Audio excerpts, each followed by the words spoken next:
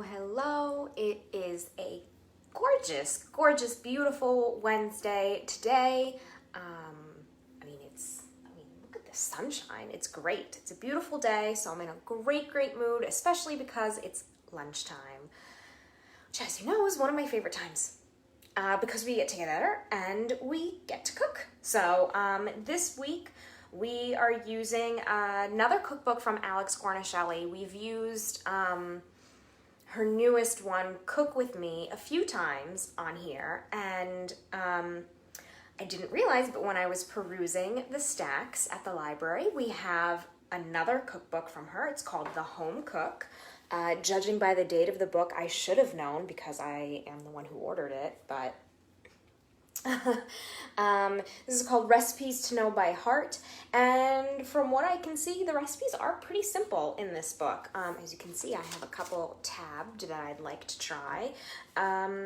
There are simple recipes. There are tons of different recipes. It's the all-in-one cooking Bible for a new generation with 300 recipes for everything from simple vinaigrettes to roast chicken to birthday cake and cocktails. So, you know, there are some recipes like this that are a typical recipe in a cookbook, a full page, but there are also some simple recipes, and they're, kind of like every now and then you'll get, let me see if I can find one, a page that's got maybe like 3 or 4 columns of just simple, maybe salads, dips, dressings. Here's this one. It's in the chapter Dips, Crudités, and Pickled Vegetables. And there you can see on this page here, there are a couple of recipes, and there are a few pages like that. So most of the stuff in this cookbook is not totally super complicated. Maybe things that you didn't think of, but are classics, like a niçoise salad that a lot of people get when they go out to eat. But, you know, it's so simple you could do it at home. Roasted radishes, but I think she does it with like a little twist. What did I see on her roasted radishes? Honey, she roasts them, puts honey on them. And then on the same page, I saved this warm candied corn salad. There's no picture, I don't know why I'm showing you. But I loved the description. I want a corn salad to taste like salted caramel. I also feel that the added punch from cracked black pepper goes especially well with corn. Basil and arugula in the salad provide textural variety and bolster the sweetness. Toss and serve and watch it disappear. So you actually toss the corn kernels with brown sugar in the skillet. Some butter, salt, and black pepper. Oh, that's amazing. That's awesome. What we are making today, as you can see in the description of this video, is a lemon chicken. It's a Chinese food inspired lemon chicken. She calls it my dad's lemon chicken. While my mother dabbled in French pâtés, Indian food, and American cakes of all kinds, my father found his true passion in Chinese food. He still has a special kitchen cabinet filled with various soy sauces, vinegars, and spices. When he cooks, every inch of the kitchen is covered in small bowls with all the prep. This dish remains by far my favorite and requires the fewest bowls. So what we are doing is, mine's not going to look like this at all. As usual, I am just kind of doctoring this up a little bit. I'm making one serving for myself. So the first thing that you do, which I have already done, is marinate the chicken. You get some eggs, some cornstarch, and your chicken thighs. We're using chicken thighs today, boneless, skinless. I've already cut it up into cubes. I just took it out of the fridge, and I put it in this egg and cornstarch mixture. I made sure to salt the chicken liberally, I believe she says. No, that was something else that I saw somewhere. Cover the chicken on all sides with salt and submerge it in the egg and cornstarch mixture. Wrap it up and refrigerate for at least 4 hours. Oops, I only did an hour. And then what we're gonna do is make the sauce. So what we're gonna do here is I have a little saucepan, and as usual, I'm just kind of doing this little small scale. We have some soy sauce, lemon juice, vinegar. She says white vinegar. I don't have white. Oh no, I do have. No, I think I'm out of white vinegar. I use it to clean, not to cook with for the most part. So I always forget about it. So I'm just using some apple cider vinegar. And then we're gonna simmer that, and just a little bit of sugar. I'm gonna use my coconut sugar. and then you add in ginger and garlic. You are also supposed to, at the end, add in some fried lemons and those little bird's eye chili that you see in some spicy Thai and Chinese food dishes. I didn't find that at the grocery store. I don't know where to get those. So I have some crushed red pepper flakes that I'm gonna add to the sauce at the tail end instead. So let's get started. So I'm gonna have my soy sauce here. I'm gonna do just a tablespoon, a little less. My vinegar,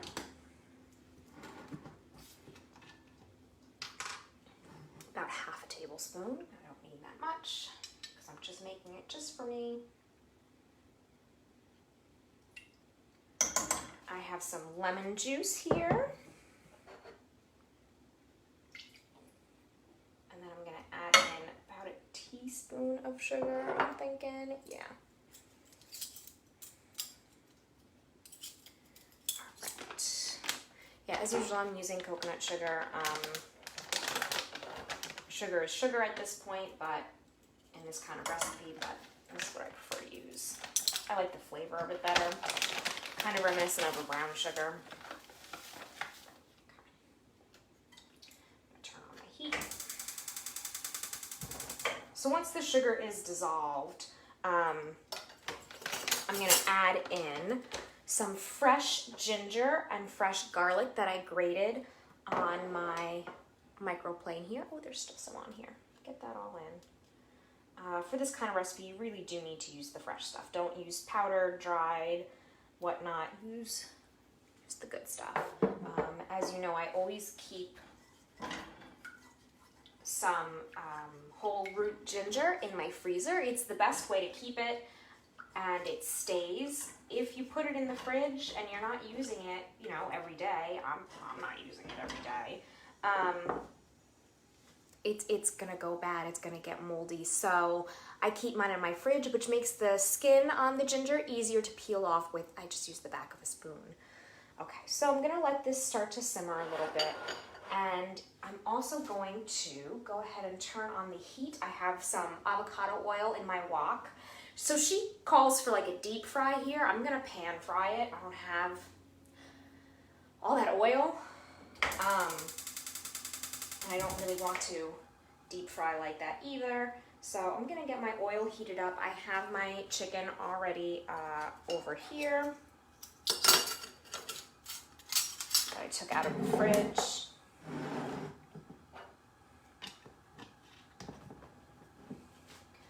I want my oil to get nice and hot. Okay, so my sugar is almost totally dissolved, and then I'll put this in, and then at the tail end I'm gonna add in the crushed red pepper flakes just so that that spice kind of comes out. We don't want it to be a super spicy sauce from what I gather, but we just want a little hint of that warmth.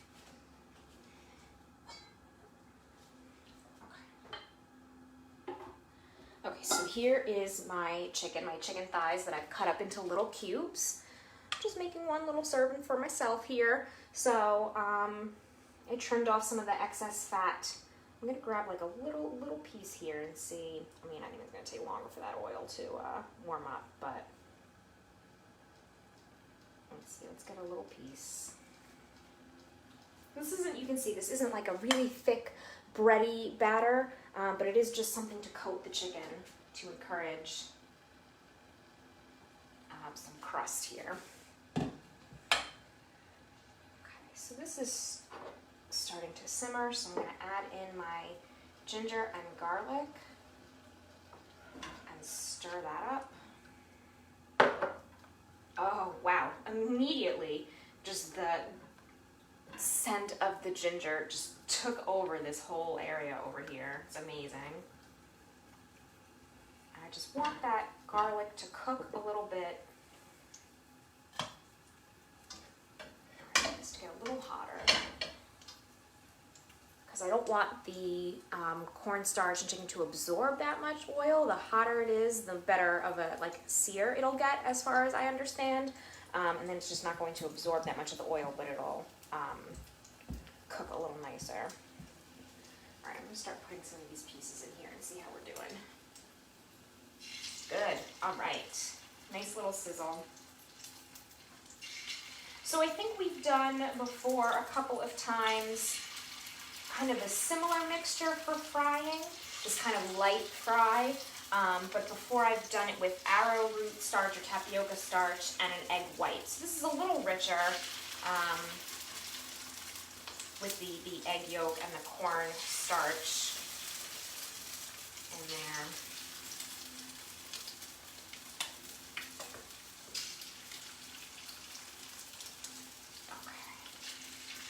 Let me put this in the sink.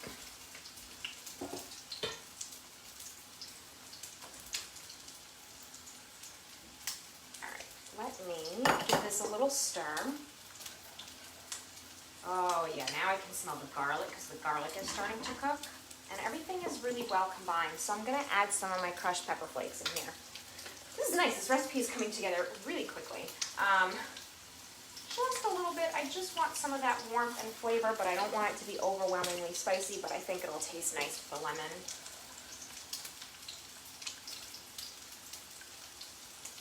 I'll just go for another second or so.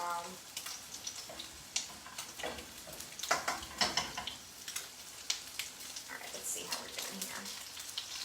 All right, I want to see some color on there before I move that around. I mean, this is it. This is the recipe. It's really easy, apparently, which is nice.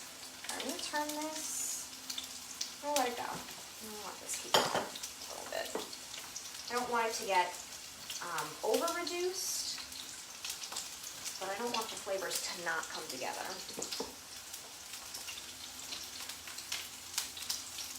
All right. Ooh, don't you pop at me, that hot oil. This is also a really nice replacement at the beginning of quarantine. I had a friend, because I wasn't going to grocery stores, and I had a friend get me some groceries from Trader Joe's a couple of times. And I had that friend get me this Mandarin fried chicken from Trader Joe's, and you put it in a pot like this with a ton of oil, and it's heavy deep fried. This is a nice replacement. Fresher, healthier, I know what's in it. All right, now I can turn this over. I'm seeing some color here. Ooh, nice. Can you see that? Can you see the color on there? I'm going to turn this off and just let it sit in the hot pot.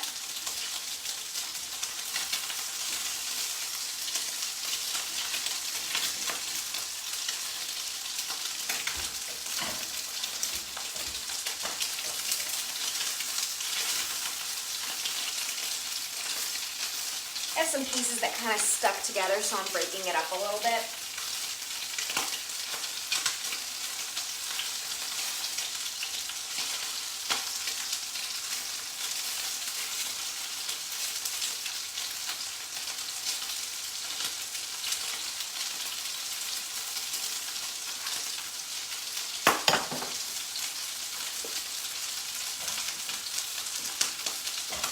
Let me bring the camera a little closer so you can see what's happening.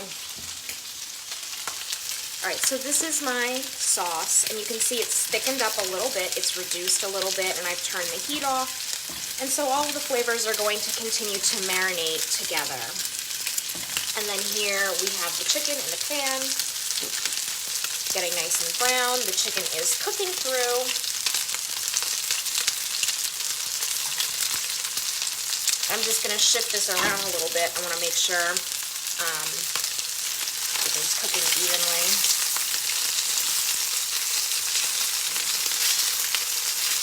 See, that kind of stuck together too. All right, not bad. Okay. All right, back here we go. There was another recipe that I bookmarked in here that I really want to try, but I don't have the ingredients yet. I thought about getting it today, and then I was like, but it's this spicy blue cheese dip. Look at that. And it's just Greek yogurt, a little bit of mayonnaise, Tabasco, Worcestershire sauce, lemon, garlic cloves, blue cheese, some scallions. That's amazing. That sounds so simple. And, you know, like I love a good blue cheese dip for like buffalo wings or whatever, but I've never thought to make something on my own, and I do really like blue cheese, so. All right, let's see. Burning a little bit.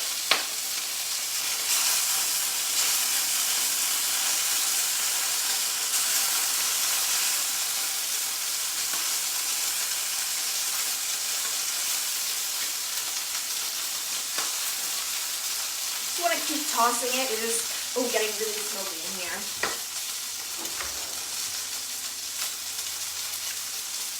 Getting super smoky in here.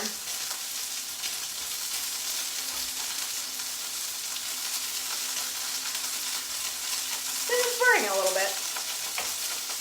Anyway, welcome to my kitchen, where this is definitely what happens. Ooh, it's very smoky. Excuse me.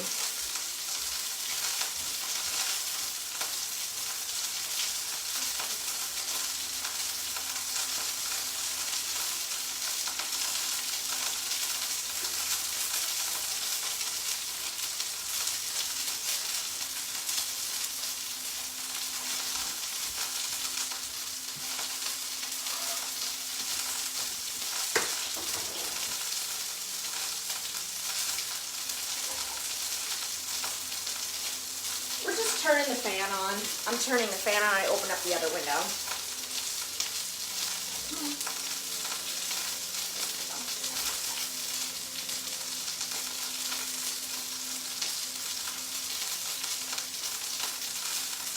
There we go. All right.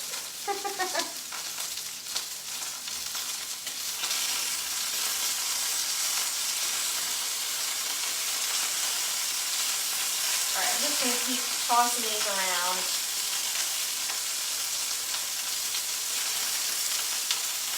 Ooh, yeah. So the one side of my pan got like a little hot and scorchy where there was no oil.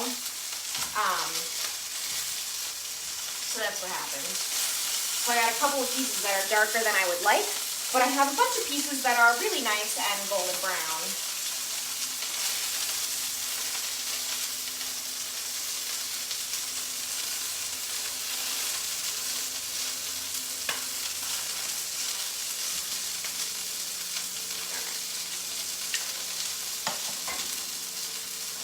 And then I'll show you how this sauce has thickened up upon sitting.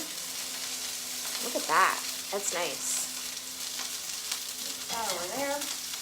I've turned the heat off of this. The oil is hot enough that it's still cooking a little bit on the residual heat. And it looks pretty good. So yeah, you can see there are a couple pieces that are a little darker than usual. Anyway. There we go. There's the sauce. Not bad. Yeah, so this got a little dark, so the oil is kind of like all pooling over here. And so this is where all the smoke came from. Not bad. But you can see all of these pieces are nice and crispy, but again, it's not a heavy batter, and there's still a lot of oil. It didn't absorb that much of the oil, probably only about half of what I put in. So I put in 2 tablespoons of avocado oil, and I think only about half of it absorbed. This is like a really nice light fry. I know she said to deep fry it, but her recipe called for, where is it? I'm still on the blue cheese tip. There's also this black olive dip sounds really good with chilled carrots. She said instead of a tapenade, she really likes her dip with olives better when there's some other flavors to play in the mix. How about caramelized onions and cream cheese? Never heard a dip. Be patient with cooking the onions. Good caramelized onions take time to develop their full flavor, which is so hard for me to do because, you know, I always talk about on here that this stove gets just rapidly hot and is hard to take down. You know, like my lowest flame is still much higher than I would like. So it's hard for me to do like a good caramelized onion because it should take a really long time. And as you see, my stove likes to just kind of scorch stuff up. But so this black olive dip is unsalted butter and yellow onions. The butter's for the caramelized onions. Some bay leaves. Let's see, melt the butter, the onions, and the bay leaves. Season with 2 tablespoons of salt, some sugar, and cayenne. Cook until the onions are translucent, 8 to 10 minutes, and turn the heat to very low, stirring from time to time until the onions are golden brown, 15 to 20 minutes more. Remove the bay leaves. Stir in your 1 cup of black olives, pitted and coarsely chopped. And then you're going to mix together cream cheese, sour cream, and then all of the stuff together. It sounds amazing. But let's see, yeah, so this recipe, she originally cost 6 cups of peanut oil for you to deep fry. No, thank you. Yeah, it's not what I'm into. All right, a little too much for me.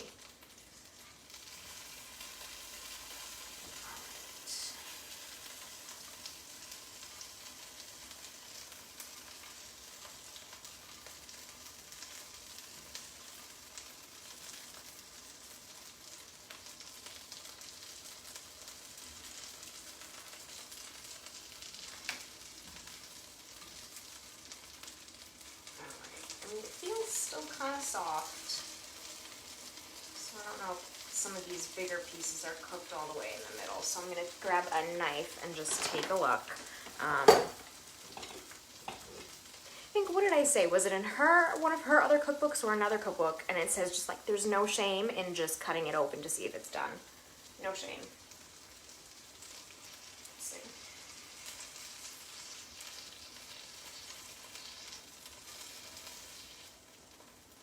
Oh yeah, it's done.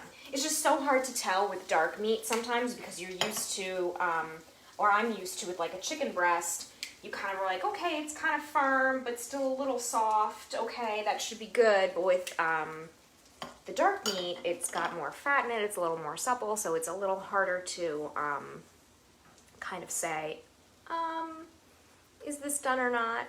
I do have a thermometer, but it's all the way over there.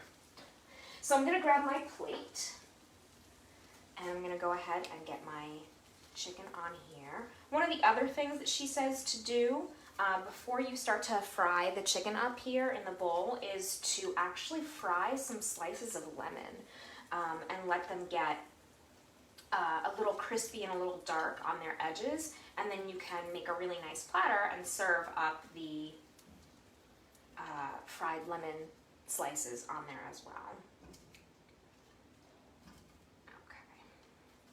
So there we go, I've got my chicken, it's nice and crispy. Let me just, sorry, one-handed put that back. All right, let me move this cookbook here and some of these other apparatus. Okay. Put my plate down and go ahead and put my sauce on top. So there we go, there's my plate, here's my sauce.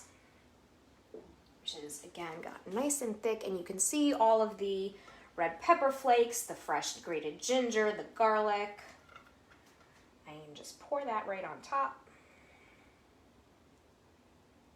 Ooh, wow, it smells amazing. That fresh ginger is very potent in a way that the ground ginger will never be.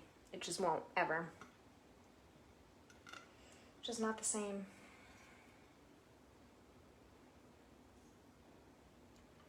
And then probably after I finish this video, I'll heat up some cauliflower rice or broccoli to serve with this, because I think that would be amazing, especially with this lemon soy sauce concoction here. So let me grab a fork. Okay. All right, so here it is. Here's my platter of lemon chicken. So again, you know, hers is a lot prettier. You put the fried lemon pieces here and the red chili. Slice it up very, very thin before you put it in the sauce. So the red chili. Mine's not that pretty, but it is what it is. All right, let me grab a little piece here that's got a lot of sauce on it. It's nice and crispy.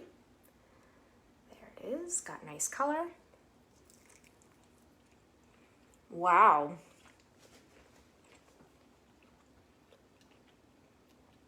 That's so different from a typical sauce that I feel like I've been making when I've been doing kind of like this Chinese food inspired cuisine. because the lemon cuts right through the soy sauce. And the little bit of sugar that I put in there balances out, so it's not, I'm not puckering my mouth. It's not super tart. It's good.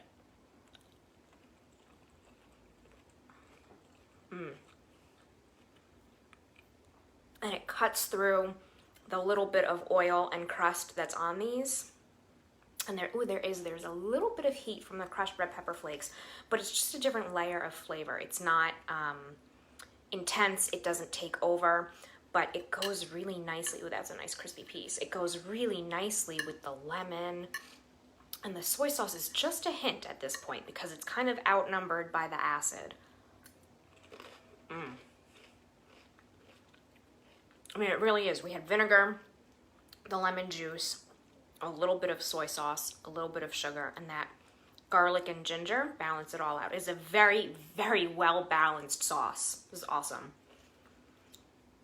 And so this is, again, kind of just a fresher, easier way to make yourself this Chinese food-inspired plate at home without having to spend a lot of money for takeout for everyone, because, you know, when you go to the store, you buy chicken thighs, there's enough in there for everyone plus leftovers.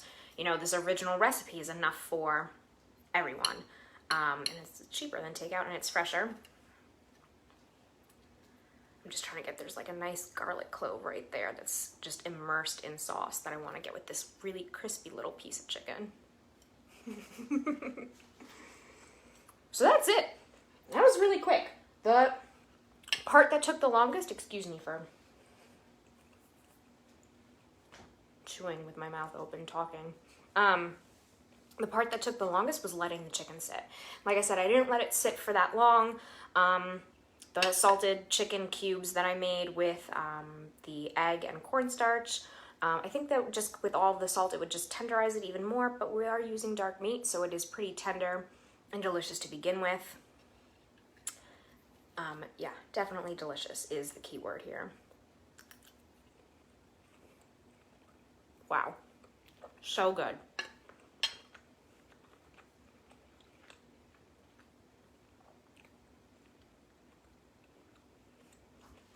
And again, like I was saying before, you've seen me do a batter that was egg whites and arrowroot starch, and this time we did egg with the yolk, a full egg with cornstarch. It is a little bit richer of a batter. It's not as light and puffy as that other batter that I've made in several videos before. That batter like puffs up and is just really light and thin. And this one is closer to a traditional batter. But again, there's not that much in there. There's no flour. There's not a lot of excess. So this is a little bit lighter. The cornstarch is a little bit lighter. And it's really good.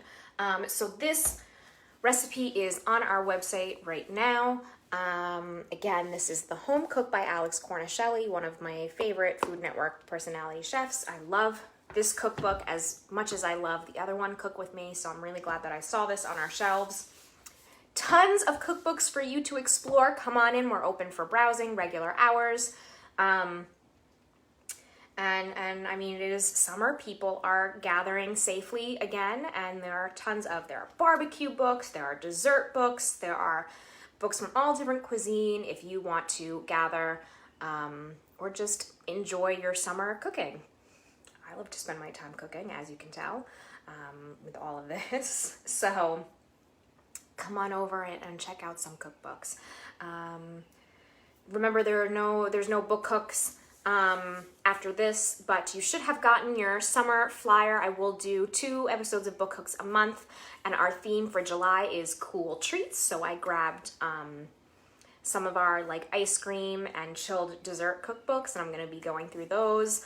We are also doing something new. We're doing the Spice Up Your Kitchen Club, where every month I'll announce a new herb or spice, and I'll give out little kits, just tiny little bags with the spice and some information about it and some recipes, and I'll do one short little video showing you how to do that recipe. So I have not yet announced our first herb or spice.